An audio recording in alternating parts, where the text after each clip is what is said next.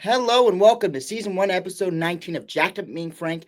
I'm Jack Valanoch with my co-host Frank Aurelio, and we will discuss about the abomination of an NBA All-Star game we just saw on Saturday and Sunday. I mean, the event was good, but Saturday and Sunday we can kind of pair it off.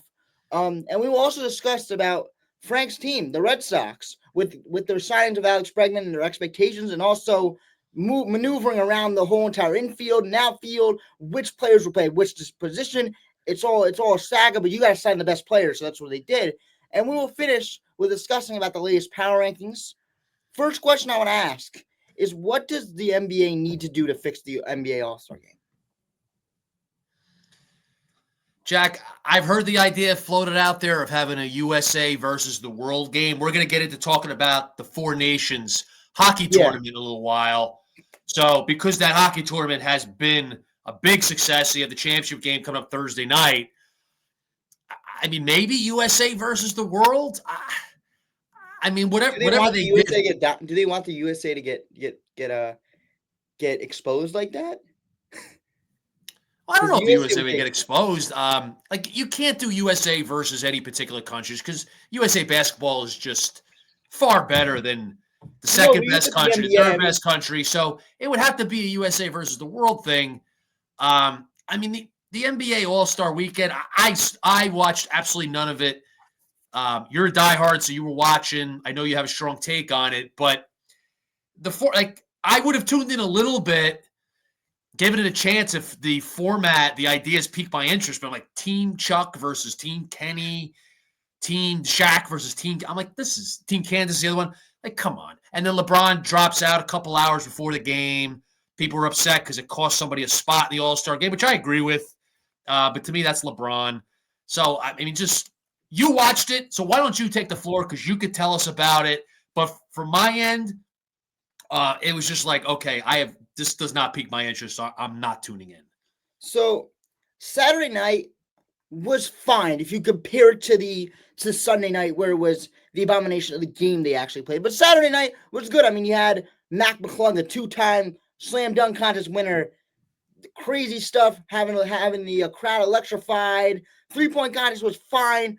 Maybe want a little bit more out of that, but that was fine. Skills challenge was whatever. That was pretty much the usual stuff. Did they change much with that, or pretty much the usual skills and the usual stuff? But also the dunk contest has been pretty bad. That's also a thing that people have really kind of kicked on or kicked to the curb, is that the NBA dunk contest is awful.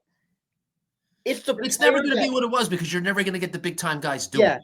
That is why. And I think maybe having a guy in a G Leaguer who's going to pull off some crazy stunt dunks, that could make the big time players like a John Morant, like a Giannis Antetokounmpo, the guys that casual NBA fans know, play. Because look, we're not going to let this guy walk all over this competition. I don't think it will. I just think these guys don't want to get hurt. I don't think these guys are ever doing it again. I don't think you're ever getting Jordan and Dominique Wilkins. My apologies. You're never getting or the Vince Carters. Yeah, Vince Carter's a good one. You're never getting those guys. Or even like the recent. Unfortunately, it's never happening again. Recently, we had Aaron Gordon versus Zach LaVine, two great dunkers, and two guys that are good role players. One guy's a kind of star, and one guy's a role player. So that is good enough. Right now, we're seeing G Leaguers, absolute guys that, you know what? It's a random guy. Why would I tune in? You need names. They could be the best dunkers in the world. You need names. You need names. The big names. Because the All-Star game is I think of the All-Star game to be for the casual fan. 24 of the best players in the world are competing for this game. And casual fans usually know what these guys are, what the names are. People know what LeBron James. People know what Kevin Durant. People know what Kyrie Irving. People know what Shai Gilgeous-Alexander, Jason Tatum. Like, people know those guys' names. That's why people watch, and they're not giving the casual fans enough. And why would they watch actual regular season games? Because they're looking at the All-Star game and they're like, what the heck? But even the diehards, don't the diehards want to see the big names in the NBA dunk contest, or just the big names in general? I think about baseball. home run derby, you don't get a lot of the big guys anymore. I consider myself a diehard baseball fan. I'm not as diehard as I used to be, but I'm a big baseball fan, and I don't watch home run derby anymore. As a kid, I loved it. You got the big names, but it's not the same anymore. So I think whether it's casual fans, diehard fans, whoever it is, people want to see the big names in these type of things. And it's the electricity of when Steph Curry was performing against even his own teammate Klay Thompson in the 3-point contest. That electricity where they were hitting big time numbers because they're Steph Curry and Klay Thompson. They do it. They're the best in the sport at the 3-point shot. And that was just electricity. They were just swishing every single shot. That's something that people want to watch. Diehard fan, casual fan, doesn't matter. Yeah. Those are the type of stuff that we come to. No one's getting hurt. Klay Thompson and Steph Curry just doing what they're doing. And people are just having fun. And they're competing, and it's friendly competition. They're not hurting each other. It's just, there needs to be a balance. That's the big thing. And the NBA never found a balance. And that's why we're at this place. There needs to be a correct balance, and the NBA is not finding it. Because players, I get it. You don't want to go hard in an NBA in an All-Star game. It's an extra game if you think about it. But again, there needs to be a balance because you need to actually there needs to be something appeasing the fans. But is there a way to get these guys to play hard? If they're not playing hard, then it's tough to watch. So it is. I mean, the MLB, the All-Star game. I mean, there's the famous, or you could say infamous clip moment of Pete Rose crashing into Ray Fosse in the All-Star game in the 70s, and Fosse got very badly hurt as the catcher. So Rose ran into him, collided with him at home plate. You could say Rose was over the top. It's an All-Star game. But the point is, back then, the guys played really hard in the All-Star game. It meant a lot to them. National League versus American League. There was a rivalry there because there was no interleague play during the regular season. So the All-Star game, these guys did play really hard. The NBA All-Star game, they played really hard. Yeah. So we were talking about the Four Nations face-off. I mean, this is an exhibition, and the hockey players are playing really hard. They're playing like it's the Stanley Cup final. So, can the NBA figure something out where the guys take it really seriously and play really hard? Yeah, I don't have the answer. We could try the USA versus World thing, but besides that, I'm not creative with this sort of stuff to begin with. But it's like, you tell me, what can they do? Well, yeah, I think I want to kind of harp on what they want to do, but I want to first talk about how the trainers are telling these players, for example, they're telling Jalen Brunson, do not run this way because we do not want you to get hurt. Of course. So these guys don't even take it seriously. The trainers, the people who are even calling the shots on what they want to do, these guys. If you're going to do it this way, don't even have it. Yeah. It's like the Pro Bowl. They've turned it into such a joke. It's flag football. It's pathetic. It's just don't even bother. Nobody watches it. I don't know what the ratings are. People watching the NFL stuff, it's a joke. And also the tournament, Jalen Brunson only played 8 minutes. First-time All-Stars, first-time All-Stars didn't even play any minutes because they've already lost in the first game, and it was first to 40. Is that really how is that better than just playing a game like they normally do? Just play the regular game. Why even do this? Does it make it better? It seems worse to me. Just play a game where each team's scoring 200 points, go through the motions. Or come up with something better. It'd be nice to come up with something better, but to me, I didn't watch it, but it seems worse. I'm like, what? You do it? Come on. You're playing to a point total. It's too radical for me. I don't like radical things to begin with. Make changes, make it better, but this is just so outside the realm of just regular basketball. With the hockey thing, it's a regular hocky game. It's a tournament. TNT. So it simulates actual hockey. This is it's come on, you're playing at 40 points, and it's a tournament with these short games on one night. That's a bomb. And also, TNT, so many commercials, so many stuff, so much extra. Was just a ploy to have more halftimes? Because think about it. It goes up to 40, and then there's a halftime there. They did a halftime at 20 points. It's a ploy to have more halftimes, more advertisements. Yes, they're crushing the advertisements. Well, because that's what it's always about. I get it. These are businesses. These are multi-billion-dollar businesses. I get it. But everything's driven by that. And I'm not saying it wasn't always like that. I mean, it was, but the extent that it is now, it's just unfortunate. The players wanted to play the game. Like, the players didn't want it either. I mean, look, Kevin Hart's, I love Kevin Hart. He was trying to do a whole spiel about this whole comedy thing. Took forever. And he just wasn't getting the point across, wasn't getting the joke across, whatever. We're not here to talk about jokes and stuff. We're here to talk sports. But is this the what guy people want, though? I would think people want a good night of basketball. Like, Well, basketball fans tune in, whether you're casual, diehard. You tune in for basketball. Well, yeah, but are you gonna? The thing is are you gonna take it seriously or you're not? Because you're putting Kevin Hart on the screen, who is a notorious unserious person, which is why he makes that money and why he's the greatest at what he does, is because so if you're doing this stuff, then how do you expect the players to take it seriously? Yeah, it's a good point. And also Shaq and having a team, which he's great. He has a team like Kenny Smith is a team, and like, you guys want to play for Kenny Smith? I don't think they want. That's not. They're not going to take that stuff seriously. They're not going to take that stuff seriously. They think it's a joke.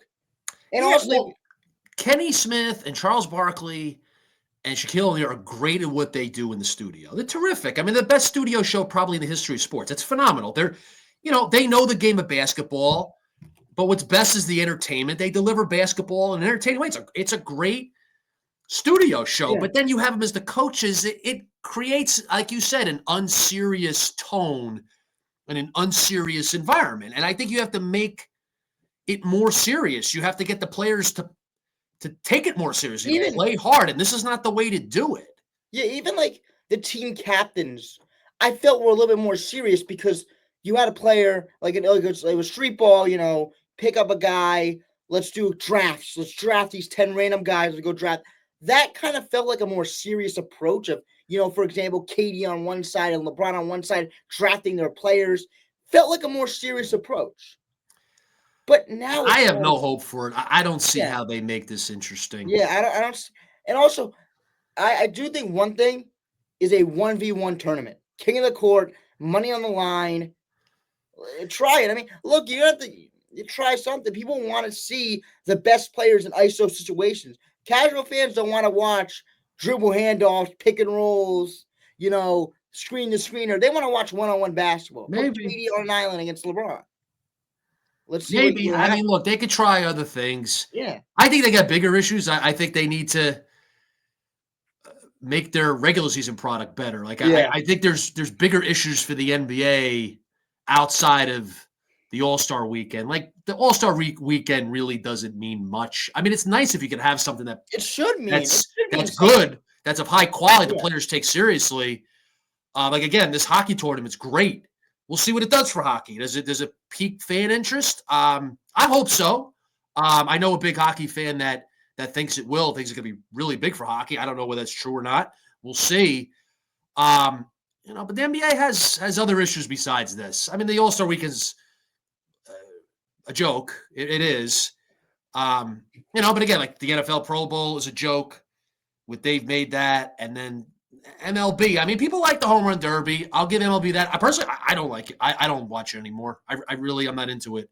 But a lot of people are. So they're still doing okay with the home run derby. The All-Star game, I'm not into it. I'll watch it a little bit, but it's just, to me, the MLB All-Star stuff is pretty much a joke too.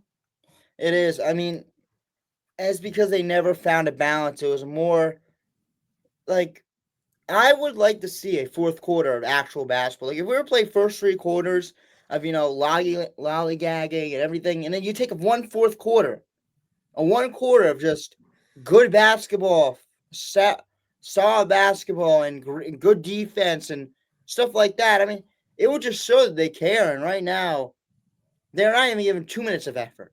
It's like a bunch of walking up and down. Yes, there is some players who care because they're first-time All-Stars, which is why the All-Star game, it should be something people care about because they are first-time people. And then East versus West, these guys don't care about it. They don't care like about I said, anymore. In baseball, American League versus National League was a huge thing. It was a rivalry. They didn't have interleague play. I mean, there was no interleague play in the regular season until 1997. in Major League Baseball. So that was a big deal. The guys really took it seriously. But American National doesn't mean anything anymore.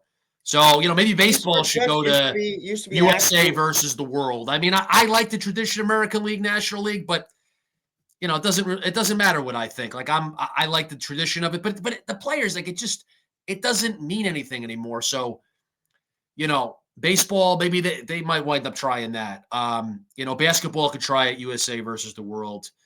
The international competitions, they fuel things. I think they help add to it, but when it's country versus country, like USA versus Canada for hockey, this is a huge deal. It's a rivalry. There's animosity. There's hatred. The Canadian fans booed the American national anthem. So there's a hostility there. And we know hostility and rivalry and animosity, hatred fuel things. And then there's love of country. So that, you really got something there. So I don't know how you create that in the NBA because of the disparity between the nations. Like USA basketball is so much better than every other nation's basketball team. Where in hockey, Canada's the best, but USA's not far off. And USA beat Canada 3-1 on Saturday night. They're going to play again on Thursday. So the disparity isn't as great. You could have a legitimate international competition like they're doing with the Four Nations tournament. Well, I think it's also good. Professional basketball, it's almost impossible to do that. I think it's also good because casual fans like me want to root for the USA. Like, there's casual fans that are going to pick a team and root for them. And that's big because you're rooting for a team, and that gives entertainment. I mean, if you're linked to a team for these next 5 days or something like that, that's huge for a league. Any league. If you're gonna be attached to a team like the USA or Canada, I mean, it doesn't matter. If you're a viewer and you become a fan of a team, then maybe you could become a fan on the player. And when it's your nation, it's a higher level, and people love their country. Most people, it's a big deal. So people are into the hockey. I mean, I've been talking to a lot of friends, and friends that are casual hockey fans are not much of hockey fans. I mean, they're really into it. And I don't think it's just the small sample size of my friends. I think it's a huge thing. I mean, the tickets in Boston for the championship on Thursday are starting at over $1,100, between $1,100 and $1,200. Now, Boston's a great hockey city, so it wouldn't be the same if it were in other cities. But still, I mean, that's a remarkable price for what essentially is an exhibition, but they've made it a lot more than an exhibition. They've made it an international competition, and it's a great thing. So I don't know how basketball does that. Again, like, it's just because USA basketball is so much better than every other nation's basketball. So how do you do that? But I don't know. Like, to me, the Allstar Game, it's like, okay, if they never really figure it out, it's not a big deal. NBA has bigger issues than that, but it's a product that's, to me, not worth watching. You watch it because you're a diehard, but for a casual fan, I mean, what's there to watch? Nobody cares about Team Kenny and Team Chuck. Well, yeah, and NBA is superstar driven, which is kind of like it has good potential because the league's superstar driven. You want to see the superstars, but maybe try the one-on-one thing. I mean, go ahead, try the one. I mean, that'll probably work better than other ideas. Probably even better than USA versus the world. I don't know if that'll catch on. Because the world team, it's just a collection of guys from every country that's not America. So they're not playing for their nation. So I don't know how that's going to work. It might work the first year, but the second year might not work because, like, USA is probably playing for to win and show that they're still, the better country and the NBA, and maybe that could work for the first year. But just say USA loses, and what's the point of the second year? Then what are we gonna do? Or if USA wins, okay, whatever. And it's gonna be it might work for the first 3 years, but I mean, I think that'd be better than Team Chuck and Team Kenny. Yes, definitely. I mean, because even when I'm watching sports and you're watching a game, say I'm watching a college basketball game, ESPN, and you see the bottom line with the scores, and it's NBA All-Star Game, Team Chuck versus Team Kenny, Team Shaq versus Team Kenneth. I'm like, what a joke this is. Like, I look at it and I chuckle. I'm like, what? It's ridiculous. Not a good idea. It's ridiculous because they also had the Rising Stars on All-Star Sunday, which is like, yes, you know what? It's good. They're trying to infuse more energy by putting the younger guys in that want to play. Because shout out them, they played really hard. They played like they wanted to win because they're younger guys that have more stuff to prove. These guys don't have anything to prove, and they're not going out there with anything to prove. And the younger guys infuse some energy, but besides that, it's nothing. The product was zero. Besides the Rising Stars, which is like, why do you even have to bring them in? Like, it should be All-Star Sunday where we see the best players in the world. And especially for a casual fan, who cares about the point guard on the Rising Stars team? You don't know who that guy's name is. You don't know who's guarding Damian Lillard. So why does that matter? That's my thing about the Rising Stars being in the game. Like, they're great. They're good. They gave a lot of effort. But at the end of the day, casual fans not watching. You got to find a way to get the players to care. Yeah. I don't know if the answer is the greatest part about the hockey tournament is that the players care. That's why fans are caring. It's like you see how much these guys care. I mean, they're having 3 fights in the first 9 seconds of the game. And just the way they play they're playing the whole game hard. They're playing it like it's a Stanley Cup final. So and also that makes you care as a fan. I mean, I heard about the Four Nations tournament. Like, who cares? Well, I'm not watching that. I didn't watch the first round of games. I didn't watch USA's first game versus Finland.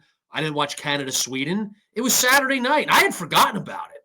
I knew it was coming up. I'd forgotten about it, and I was watching college basketball, and one of my friends texted me, "You watching the hockey game?"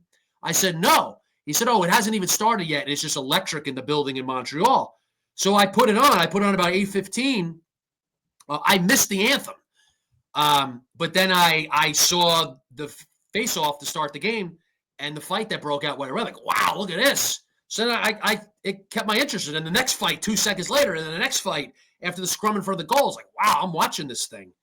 So yeah, there's like I didn't expect to be into it. I think a lot of people were like that, and now people are pumped up about it. It's great. And also, it's a good balance between a great game, and also I could get into this. And I don't know anything about hockey. I'm not gonna be the guy who's gonna be like, oh, this is intelligent. I don't know anything, but I could know a few guys like Jack Hughes. I know he's from the Devils, so I kind of know like 2 or 3 of these guys on each team. Chris Kreider, Sidney Crosby. Like, I know these guys, so it's there's big stars. Connor McDavid, who's the best hockey player in the world. Yes, I didn't see him on this, but yeah, I mean, even him, Connor McDavid. So I know him. So there's stuff for me to get into. Sidney Crosby. The big stars are playing. Yeah. They're into it. They're playing like it's a Stanley Cup final. And they're playing for something.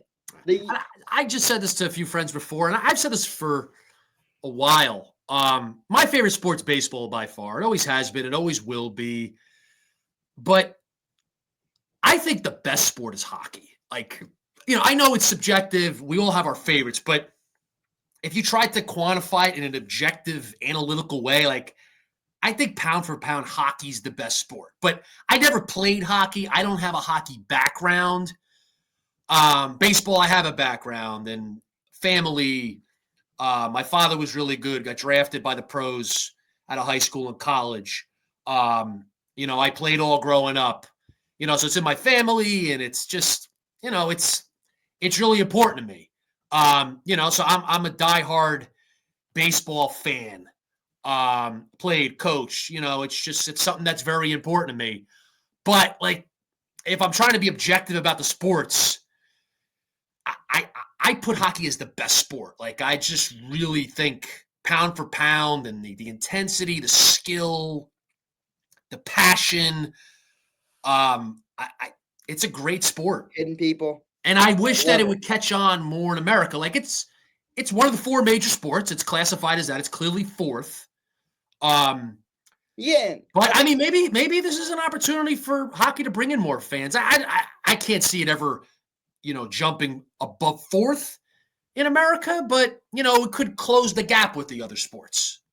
I think that about hockey. I think I've gotten into it. I got into it during playoff time. I think last year, 2 years. I completely forget when the New York Rangers got into it. They got in. They lost to the Panthers. I don't They know were if in the that was conference final last year against the Yes, Panthers. that was last year. I got new it then, but besides that, I didn't really get into it, but it's a game where I can see on an outside view. I don't even need to watch a game.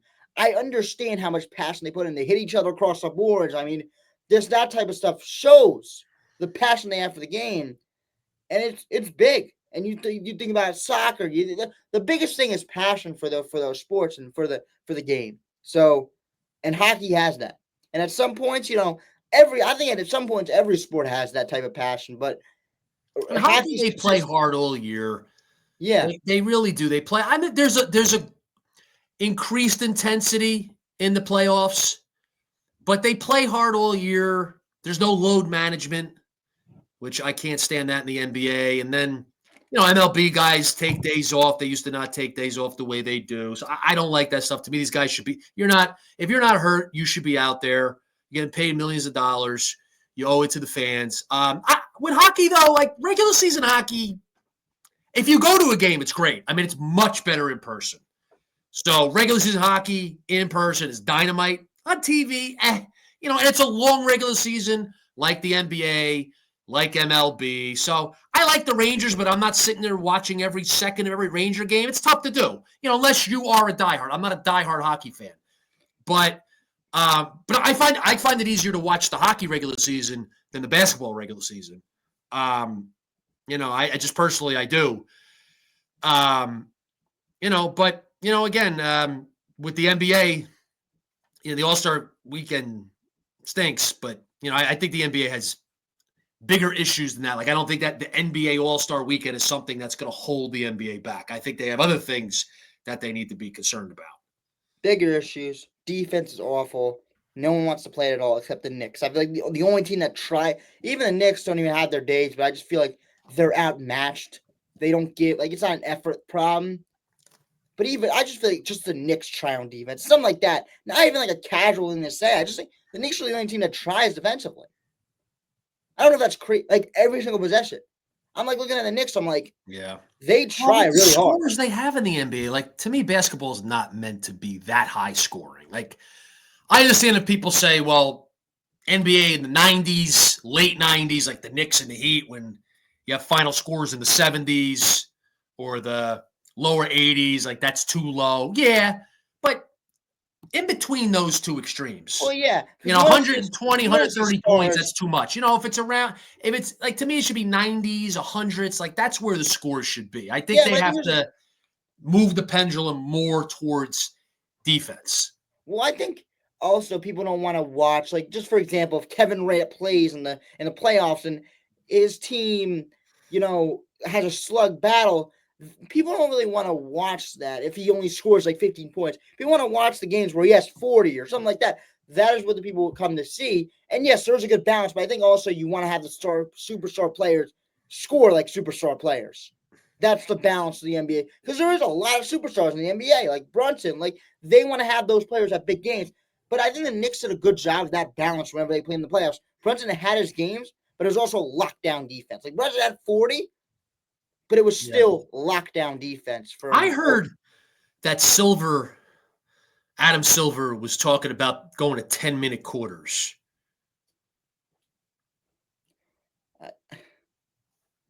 I mean, whatever.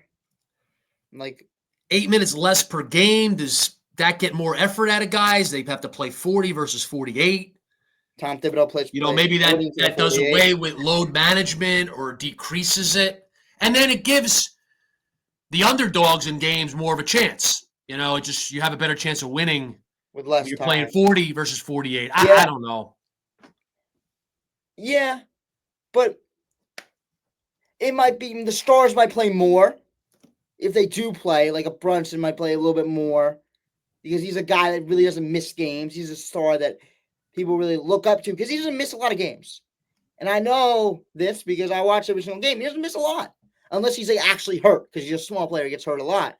But yeah, I think it's unfortunate it even comes to that. Like I think these guys should be able to play 48-minute games and play hard. It's like in baseball, people don't talk about it much, but make games 7 innings. Like no, they're 9-inning games. 7 innings it'll help the pitching, the But The have better relievers then.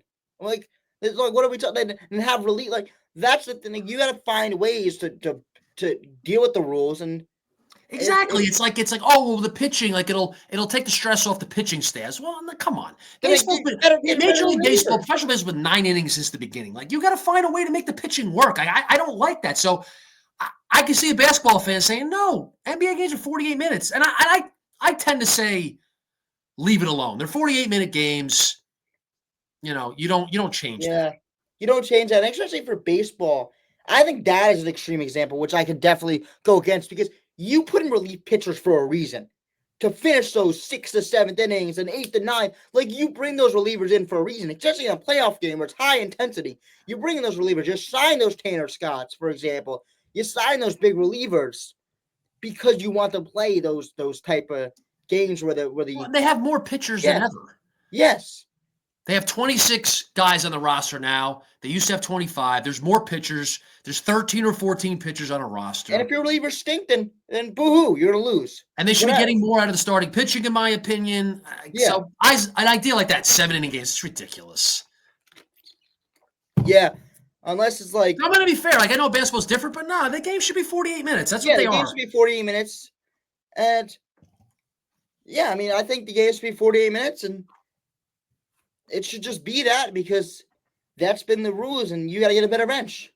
The Knicks are having trouble with that right now, needing a better bench, so you got to get that. I think that forces the teams to get deeper. Like, imagine 40 minutes. Players can play their stars so much. There'd be no bench players. Like, Thibodeau wouldn't play a bench player. So, I just feel like there's a 48 minutes for a reason. It's because you want to showcase all your players that your general manager goes down your gets. So, although maybe the load management would be in game, so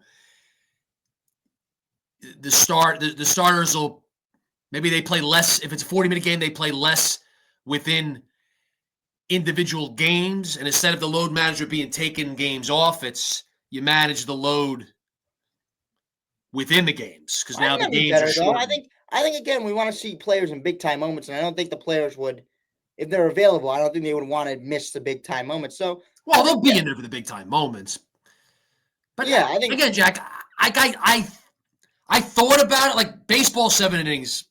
No way. That's not because baseball is my favorite sport. It's like no, that's ridiculous. NBA, I gave it a thought, like, but I said no. It's a 48-minute game. Don't change that. Yeah, and you can't. That's a radical change. I don't support that. Yeah, now to really flip the game over, because then you would have even star players play less. Like you want to turn the game and you want to see a star player. So that's the thing, and you also don't want people to play players that many minutes, and then it would flip the game. It would definitely flip the game, putting it down at 10 minutes. I think there's only so many things you can do. Yeah. You got to have guys that are team players that are going to give their all, that are true competitors, and there's guys out there. I think it's less and less of it now. It's not just basketball. It's all sports. It's really changed. It's changed pro level, college level, amateur level.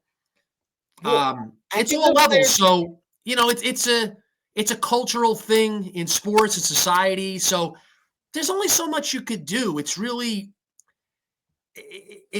there really has to be a change in mindset, and it has to, I don't know how it comes about.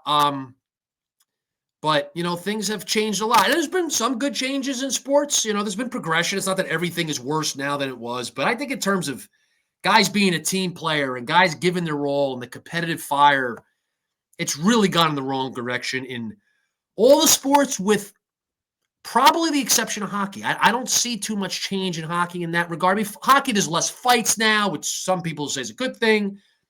But it's still very physical. And maybe it's a little less physical. They made some rule changes, but pretty much hockey has not changed too much in that regard. But the other 3 major sports, it's changed a lot. So we had our kind of discussion about how the NBA All-Star Game needs to change. And also we talked about some about hockey and stuff. But I want to go into a segue if we were just talking about basketball. I want to go into the power rankings, the updated power rankings. Because we had to kind of stop in the NBA, which there's not really a lot to talk about. So I'm gonna get into power rankings because it's kind of a thing that we could look at now because of everything being stopped and held because of the All-Star break. So at 1 you have OKC, of course. 2 is Boston. 3 is Cleveland. 4 is Denver, 36 and 19. 5 is New York. 6 is Memphis. 7 is LA. The Lakers, of course. Not of course, but the Lakers. 8 is Houston. Oh, of course, it's not the Clippers. Well, no, the Clippers are good, I think, but they wouldn't be 6. But 9, the Timberwolves. 10, the Clippers at 39-20, not 39, 30, 31-23. At 11, the Pacers. At 12, the Mavericks. At 13, the Warriors. And we'll go up to 15. At 14, the infamous, the Knicks' favorite team to play against, the Milwaukee Bucks. I knew And you at said 15, the Bucks. Detroit Pistons. So, what is after me telling you that? What is your kind of surprising thing that you have at these power rankings, and what is kind of the team that you saw jumping up and stuff like that from the first time you looked at some power rankings? So Boston's ahead of Cleveland. Yeah, I mean, I think they should be, but what about somebody who says, well, Cleveland is 5.5 games ahead of Boston, they should be ahead of them? well, yeah, but Cleveland and Boston ran through New York. New York is the fifth power ranked team, so they ran through the fifth power ranked team, absolutely demolished them, won by 30, and I was there to witness it, and I went home pretty Oh, early. you were at the game? So, but yeah, they ran through them, and so I think that's definitely something that they need to consider here when they're putting them at 2, and also this team's humming at this time, and I think they're a team that is going to start to get going after the All-Star break, and they're a team that maybe took a little bit of time on, took a little bit of a hit in the loss column during the start of the season or something like that. But now they're going to get a click in, and now they're going to be a team that I think Boston should be ahead of Cleveland. I just brought that up because I don't know how many people would object to that, but somebody could make a case that Cleveland should still be ahead of them because of the standings. Or do you say like there is no case, like the standings don't matter, Boston's clearly better than Cleveland? I think we'll see when we'll see how good Cleveland is when they play New York on Friday or Thursday. Friday, I think, on a back-to-back. Knicks are playing a back-to-back, so we'll see how good the Cleveland Cavaliers are and see if they can beat the Knicks like the Celtics beat the Knicks, because that could be a very good telling, and see how it's a good matchup because of the fifth team in the power rankings and the team that's fighting with the Celtics for that kind of spot, and just seeing that the Celtics absolutely demolish the Knicks, seeing what the Cavs can do against the Knicks. So that would be a good thing to see in the power rankings. So, I mean, just we're doing power rankings, but I'm always very Knicks centric. I mean, I'm a Knicks fan like you, not a diehard like you. Don't know nearly as much about the NBA that you do. But I mean, our show is with the New York based teams. We cover the whole league, but we are New York centric. So the Knicks getting blown out by the Celtics again. They got blown out opening night. We had talked about it back then, but then we got to a point where all right, it's opening night. Not the way you want to start the year, but okay, move forward. Don't make too big a deal about it. But now they get blown out at Madison Square Garden. How much do you make of this? And did the Knicks have any chance of not only beating but competing with the Celtics in a playoff series? Well, I think the first thing is the Knicks gotta get healthy, and I know it's gonna be the thing that we're gonna say every single time, but let's just hope this team gets healthy, man. Because you forget, I mean, Mitchell Robinson and OG. I know we weren't playing that game, which that's not an excuse. They got demolished, they got dominated, and they should be kind of yelled at for that or something like that. They should be kind of, told that they played a terrible game. It's nothing more, but I think it's a team that kind of needs to get healthy, and also a team that needs to see some game plans of what the Celtics are going to do against them, what the Celtics are going to do against Karl-Anthony Towns, because Karl-Anthony Towns shot 8 shots and had 9 points. So that's a thing that they're going to have to look at, and they're going to have to have some good film on them and see what they're going to bring. So I think this is a good thing to see and see them get dominated, because what matters if you could win the playoffs. So for that right now, I think it's the Knicks got to get healthy and see how they match up there because, you look at a Tatum who dropped 40, dominated. I mean, every single time I looked and the Knicks were looking like they had a run, Tatum shut it down with some great shots, great shot making by him. But yeah, I mean, it was a great game for him and the way he was hitting tough shots and the way McKelver just couldn't guard him. So the Knicks got Cleveland and Boston back to back on the road. Oh, they do. Friday against Cleveland and Sunday against Boston. But yeah, that's gonna be a big test for them. But look, I think it's gonna be a thing that do you get this guy back who's one of the best defenders in the league and really is the anchor of your defense in OG Anunoby. And if he's not back there, it's a very margin of error against a team like Boston because they're very good at knowing what your weaknesses are, and they're gonna attack that, and they're gonna absolutely keep spamming that thing until you stop it.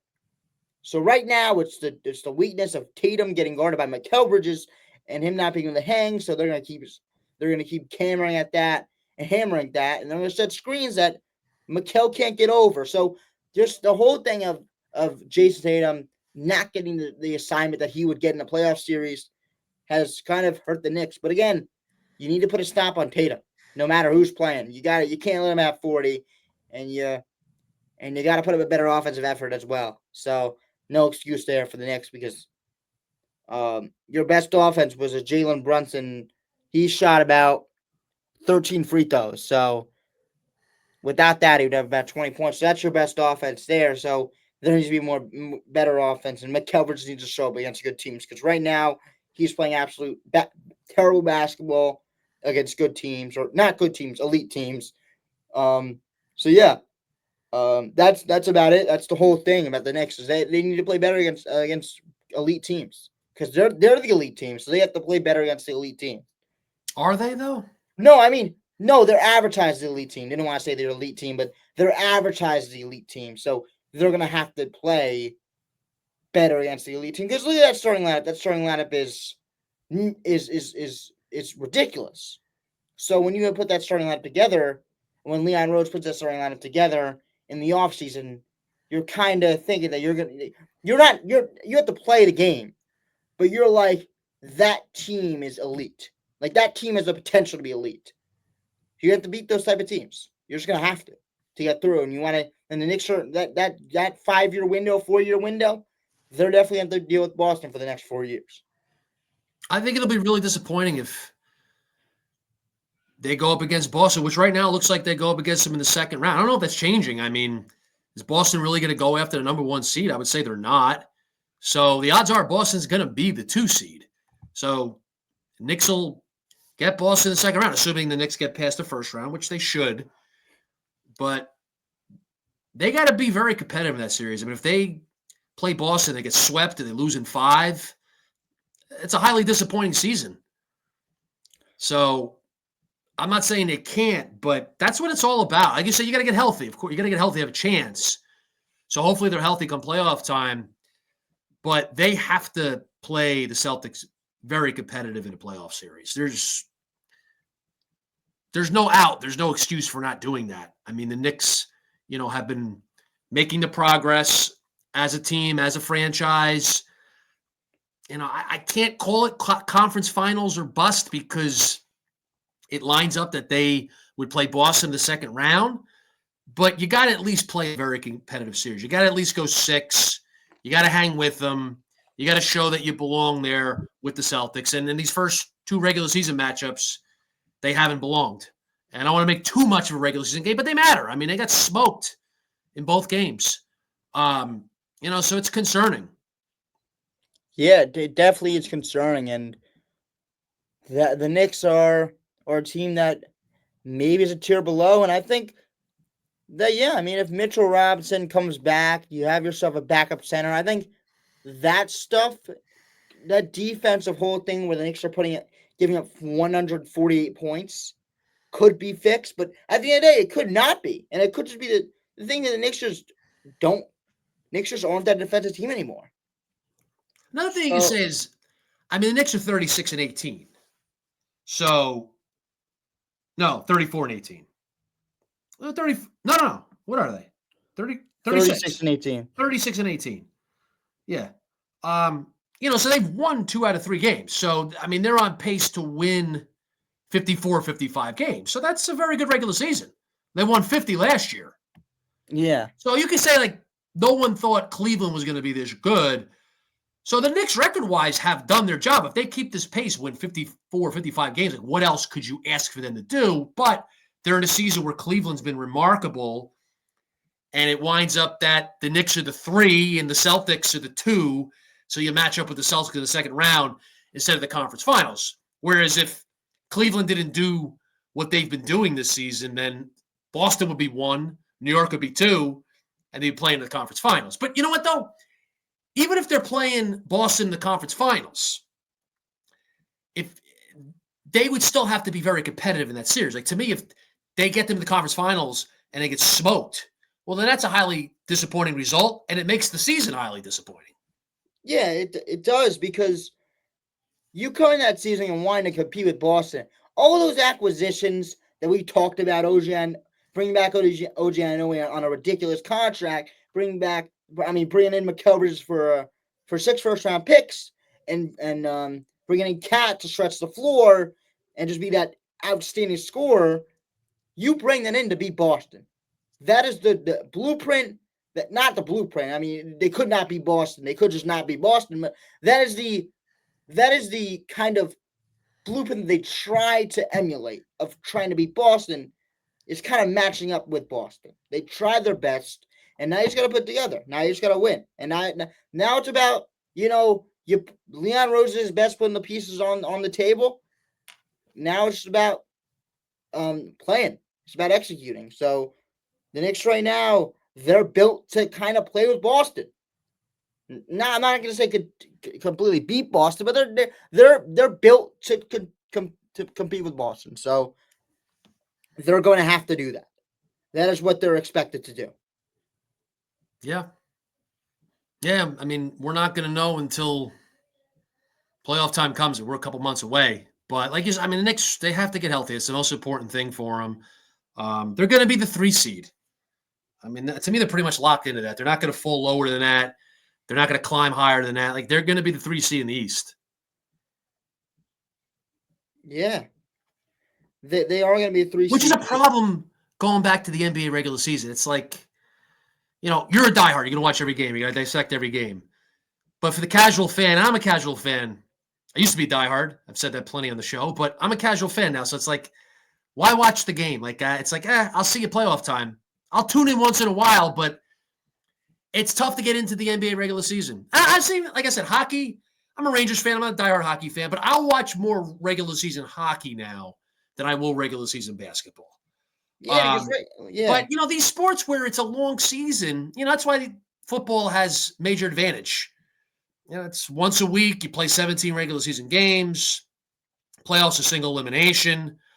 But unless you're a diehard of the sports that have long seasons, it's tough to get into. Baseball, I watch the vast majority of the Red Sox games. I don't watch all of baseball nearly like I used to, but I'm a diehard baseball fan, so I'll follow my team throughout the year and watch the vast majority of the games and track every game. If you're a casual fan, I mean, you're not going to do that. Yeah. But anyway, it's exciting with the Knicks, though, because once playoff time comes, there'll be a big buzz. I know I'll be into it. A lot of people will be. It's been a long time, so it's been a quarter century since they've been to the conference finals. But, yeah, I mean, we just got to wait, get healthy, play well the rest of the regular season. And this is big here with Cleveland and Boston. They got to show something in these games. If they don't win the games, it'll be tough to win the games, but you got to be very competitive in both of these games. Yeah, the Knicks are going to have to be competitive, and that is what they're built to do. So, yeah, it's highly disappointing if they don't come up and they don't be competitive with that team, and that is what the Knicks are built to do, and they're built to be competitive with that team. And it's a 4-year window, as I keep saying, but again, you're gonna have to show some improvement, and you have to show that you can hang. So what you're investing in is the right move. So to show that what you're investing in is the right move. You have to show. You have to really come in and show show something against these teams, because even if you don't win, I mean, look, right now the expectation for a game against Boston is so low. I know you want to, everybody's like, oh, you want to win, but they lost by 30 both of the games. So if you come close in this game, I would be like 5-point loss, 3-point loss. If you really come down to the wire, I would be a fan to walk out there being like, okay, maybe we didn't. I would be fine if the Knicks just didn't close out the game well. They need to figure out something to close out the game against Boston. It's got to be a very competitive game. Yeah, that's got to be very competitive against Cleveland too. They got to play 2 very competitive games on the road against the 2 best teams in the East. It'd be nice to win one. They go 1-1. But even say they beat Cleveland, but then they get blown out by Boston. I don't think that's good enough. I almost rather go 0-2 and be very competitive in both games and say they beat Cleveland, but then they go get crushed by Boston. I'd feel worse about that than I would 0-2, but very competitive in both games. Yeah, I think so too, but I think winning because Boston's a nemesis. Boston's the champions. Yes. You're the team, going for a dynasty. They're not yet, but they're trying to build one. You could argue they're the favorites to win it all again. Oklahoma City's really good. Cleveland is ahead in the standings. So the Knicks have to go play them very well. Yeah, they're gonna have to go play them very well, because that's the team they're gonna play, and that's the team that they know that they're gonna play. And I think internally, they know that's the head on favorite for them to play. So yeah, let's see what the Knicks do in the next few games. That will be very telling of what they can do. They get another shot at Boston. The good thing about Boston is you play them 4 times. So you have 4 shots at them to come competitive, and you have 4 shots at Phil. And that's good to use in your kind of prep, because you have four films to use. You don't want to use films that when you're getting crushed and Josh Hart's getting thrown around, Jalen Brunson can't score. You want to play better in those games. That's why makes you want to do it. And you get 4 good games of film. So, and with the Cleveland, you get a few good games of film. So again, it all leads to the playoffs. So if they play well here, then that leaves them up very well to the playoffs, and so they can have stuff to build on as they play these teams like Cleveland and Boston in the playoffs. So I want to talk a little bit about your Boston Red Sox. They made the move for Alex Bregman. They're not a team we usually talk about, even though that's your favorite team, but because they're not the big NY markets with the money. I mean, with New York. Well, Boston's a big market, but our show is New York centric. So I mean, we'll talk some Red Sox throughout the season, and other teams as well. But yeah, I mean, they're a hot topic in sports. We were talking before the show that the Red Sox are a big topic in baseball and in sports right now with Bregman and the situation with Devers and third base. So you want me to take the floor and go into it a bit, and then you give me your thoughts on it? Yeah. So, as everybody knows, Alex Bregman was signed by the Red Sox 3 years, $120 million deal. I was totally surprised by it. I did not think they were going to get him.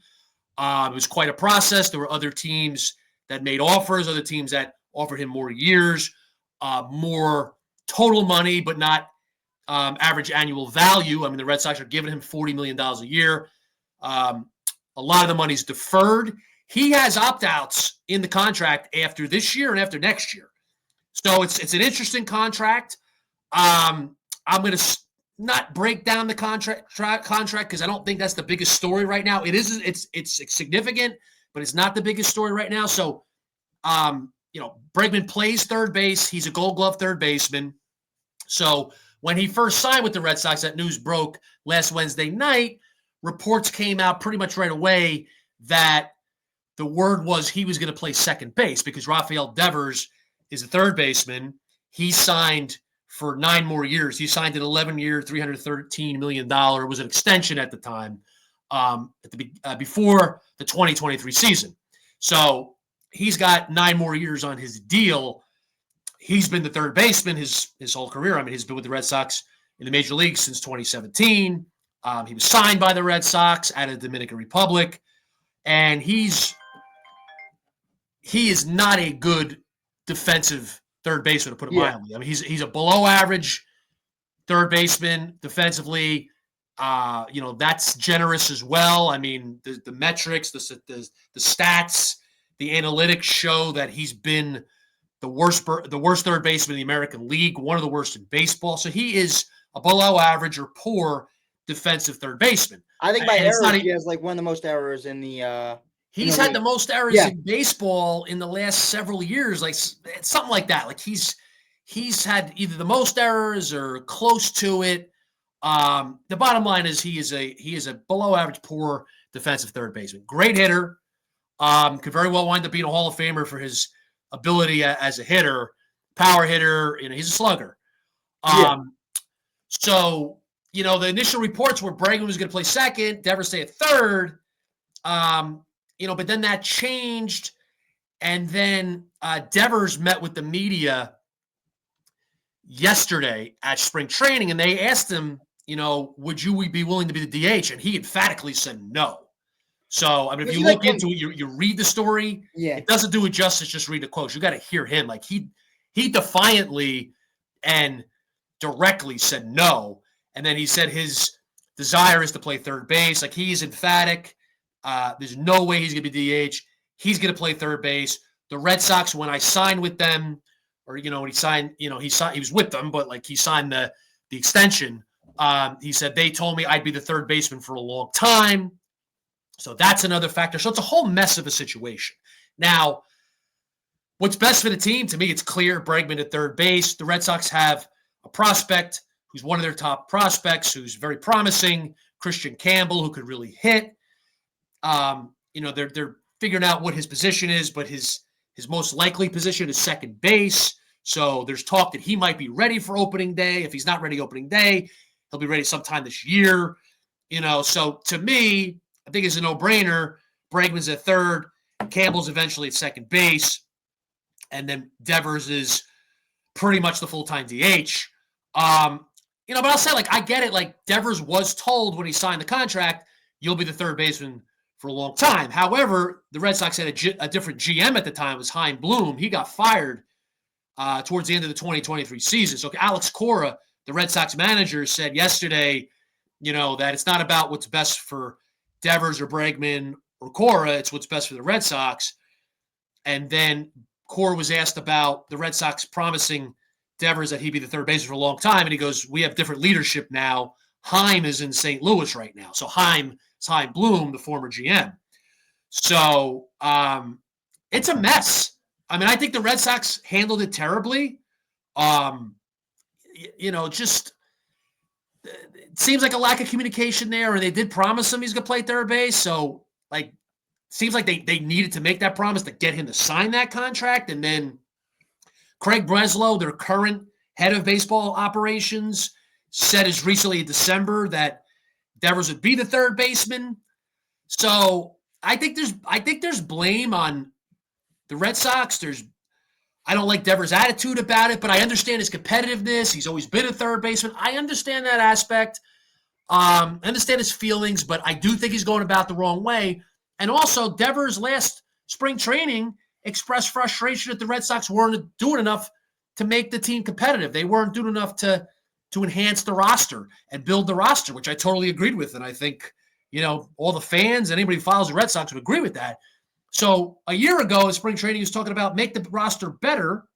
Well, now the Red Sox have done that. They bring in Bregman. They've acquired some pitchers, Crochet, Bueller. So the roster's better. I think they have a good roster. And now here he is saying, well, no, I'm not willing to sacrifice in this situation. So I don't like his attitude about it, but I think the Red Sox have created a mess. So there's a lot there. There was good feelings with the Red Sox. First time they've made a signing like this. I mean, their ownership has not spent money and invested in the team like they used to. They've been building through the farm system the last several years. So there's been a lot of frustration amongst Red Sox fans. They've missed the playoffs 5 of the last 6 years. They've missed it the last 3 years. So people are really expecting a good team this year, and I think they do have a good roster. But now they got a difficult situation here, and I don't know. You can say it's being blown out of proportion. It'll settle down, but I don't know if it's gonna. I mean, this is a a difficult situation. Something that, was good last week, here it is, a firestorm. And, if you know the Red Sox and their history and the way things go with that organization, and look, they've won championships recently, 4 World Series, but it's another Red Sox firestorm. Yeah, I think that's definitely something, because you sign Alex Bregman to play third base. I know Alex Bregman said he wanted to play second, but the guy has played third base, and he's been a Gold Glove and one of the best third basemen in the league whenever he played. So that's something you need to put in the hand. And Rafael Devers is not a good fielder, so I think it's good for the team. But again, when you sign that guy, I think it's very bad that they didn't talk to Devers. Devers says that, like, straight up, I don't want to play, even if you bring in Alex Bregman. I'm not stepping on the third baseman rubber. I'm not stepping on. Then you know what? If you really want to bring in Alex Bregman, you can deal with Devers and maybe, I don't know, trade him or do something with that.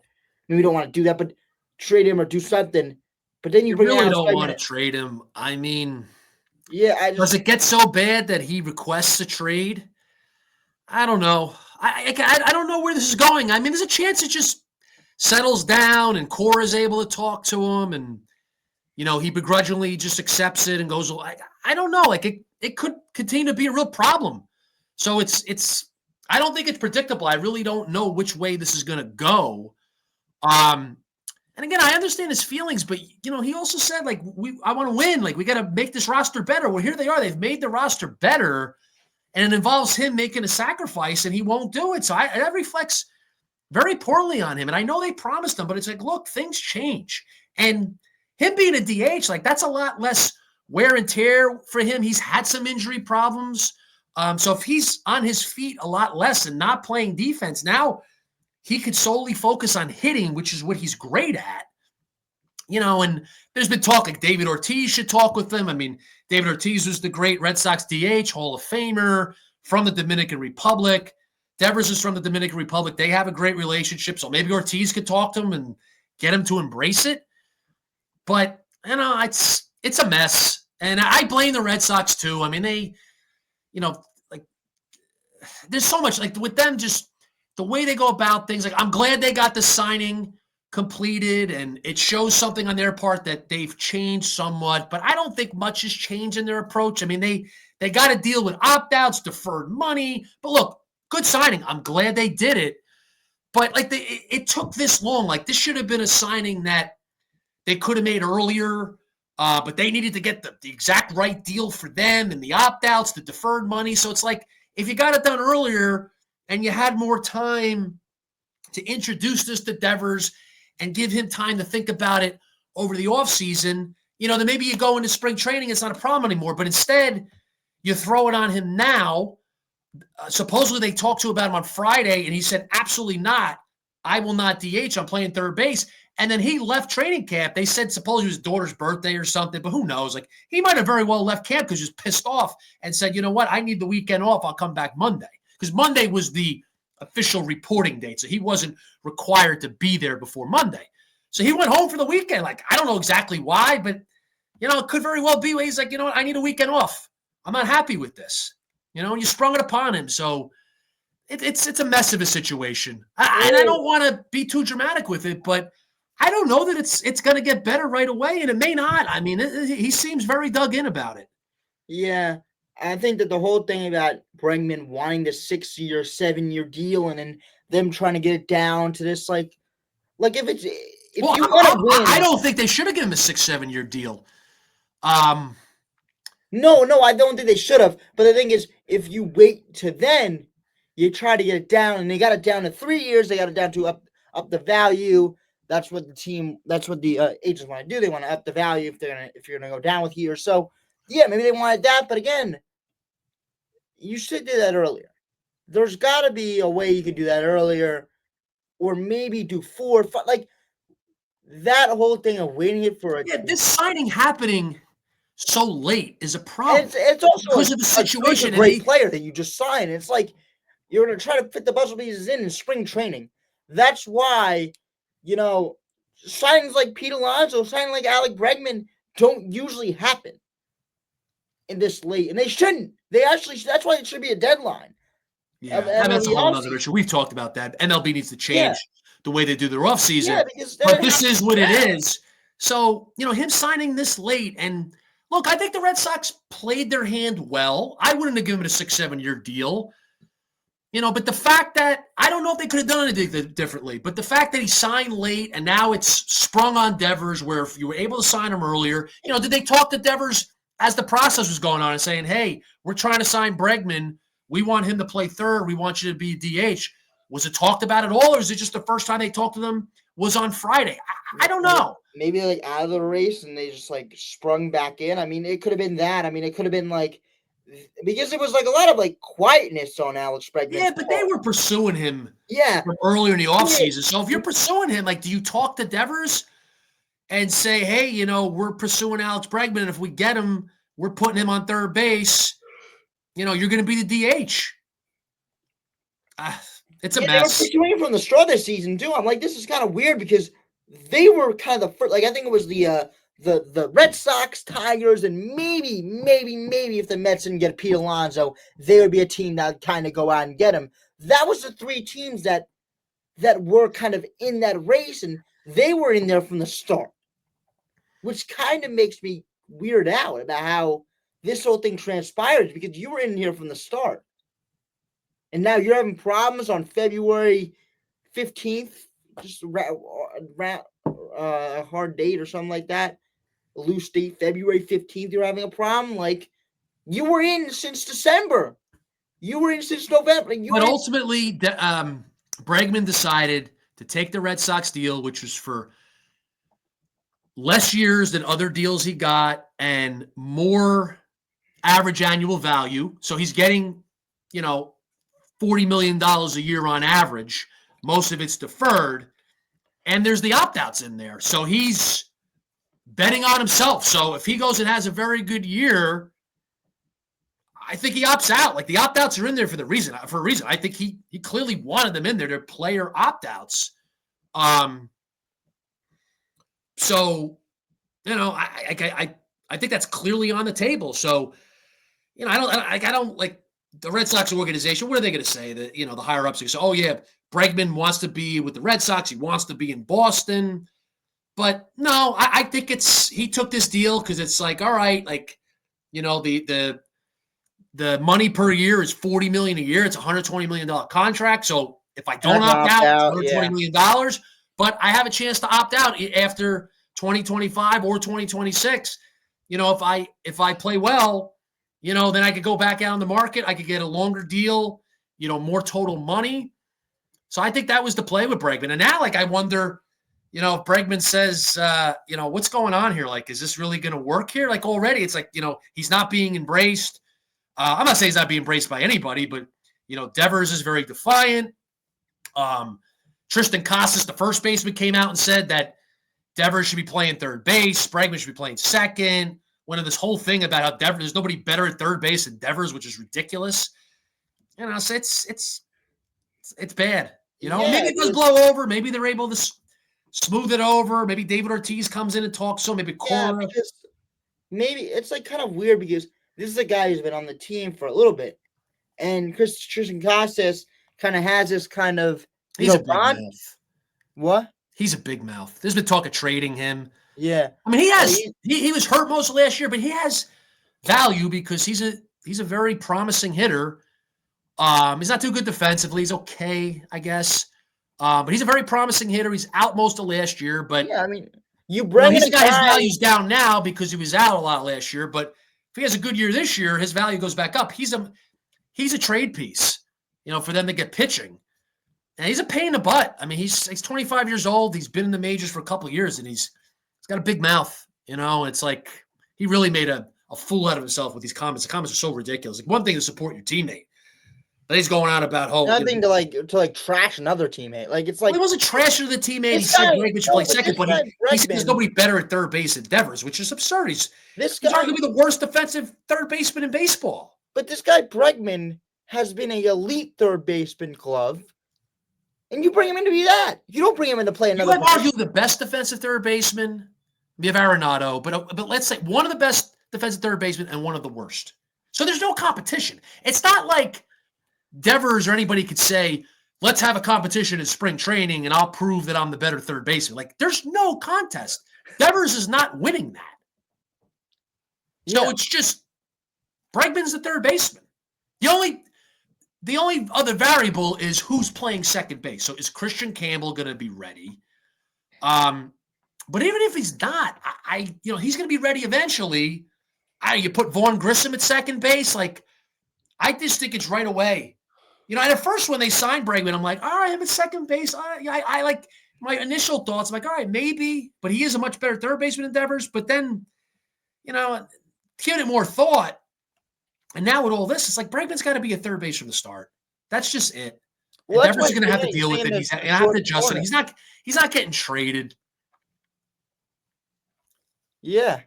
And I don't want to see him traded. I don't think anybody wants to see him traded. I think Red Sox fans, Red Sox people want this to work. With Devers and Bregman. I think that's because they bring him in. He's supposed to be the corner guy, Bregman to kind of shore up the infield, and Devers hits home runs. He hits for power. He hits for so. As a fan, I really hope he just accepts this, but I don't. Maybe he does, but he went home for the weekend and he came back and he was still as ticked off as he was before the weekend.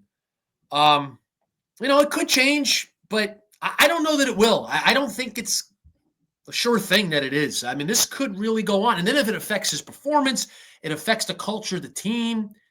It could derail the entire season. They have a good roster. They have holes. Yeah, they bring in. They're not a great team. They're not the favorite in the American League East, but I think they're a contender in the division. I think they have a shot.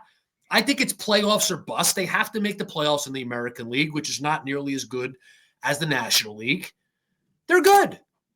But, this type of thing, I'm not saying it's gonna, but this type of thing could derail a season. Okay.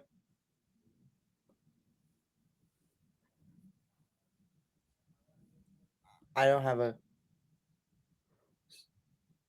So that's gonna do it for this episode of Jacked Up Being Frank, and we discussed a little bit about the Red Sox and also about the NBA All-Star Game.